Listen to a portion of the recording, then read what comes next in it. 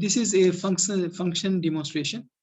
So it will be in Fortran format, program test function. This is the main program. I will call my function in this program. So test function. So let me first write here the function.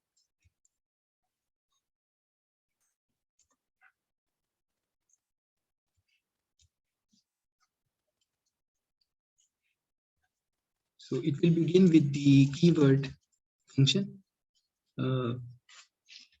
small or large, there is no difference.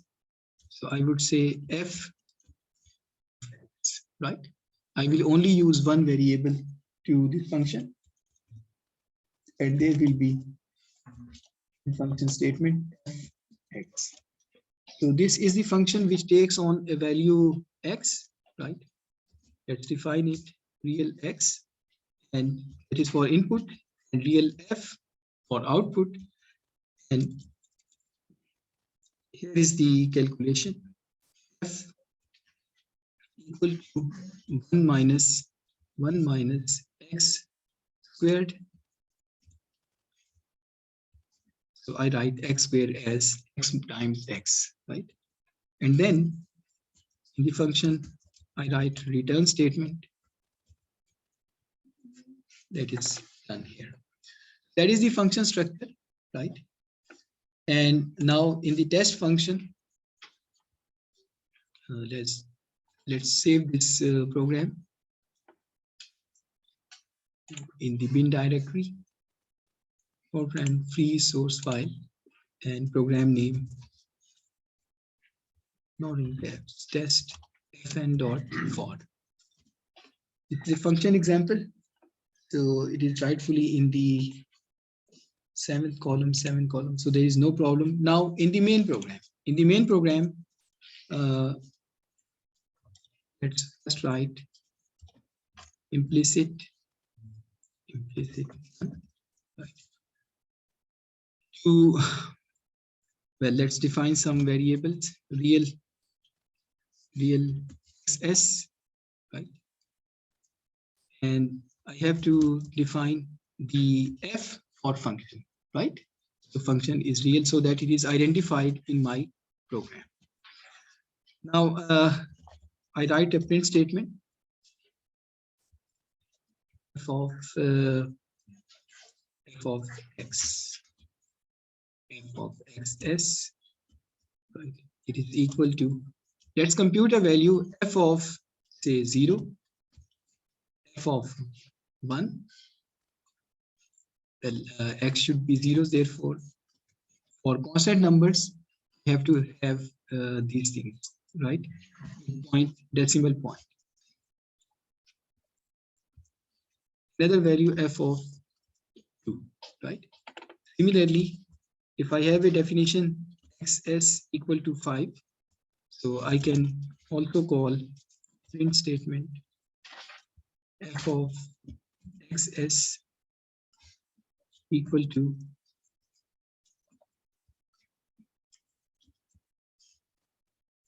f of xs, right?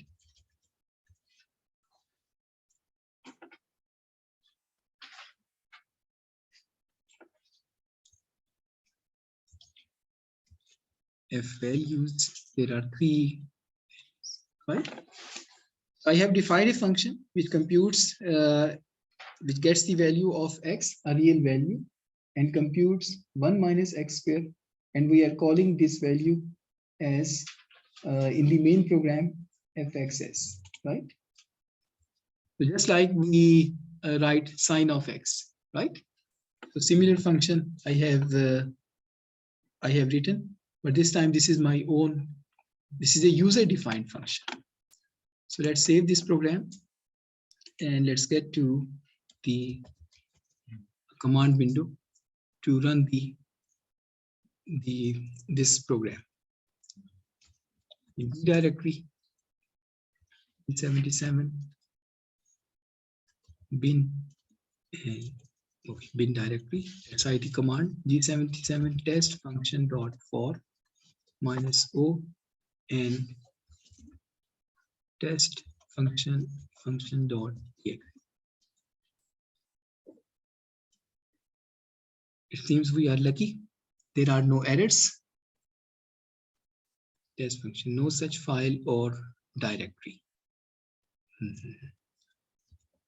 dir. So the program is not in the directory. So, okay, it is in different directory. Let me save this file. Save as, not here. It should be saved in G directory, right? So test fn, these are the programs that we have been developing in the classes. Okay, now that's fine.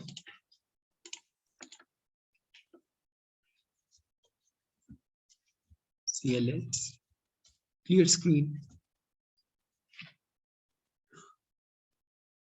Okay, end function. So end function f of x. Okay, only the function name is required in the end statement, not the complete f of x. Function name is f, right? Okay, that's good.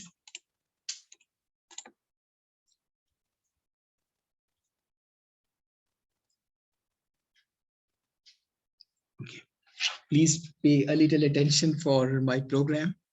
Today it is very difficult to get your attention in my class. So for you, there is a news that the program has been rightfully compiled, and we are now going to see its execution. Let's see what we are going to see. So we are going to see the execution of two statements. I have used a print statement, so it will give me f of 0, f of 1, f of 2, and then I have set xs equal to 5. I have stored a value in a variable, real variable, and then I'm getting the computation of f function, right? So behold,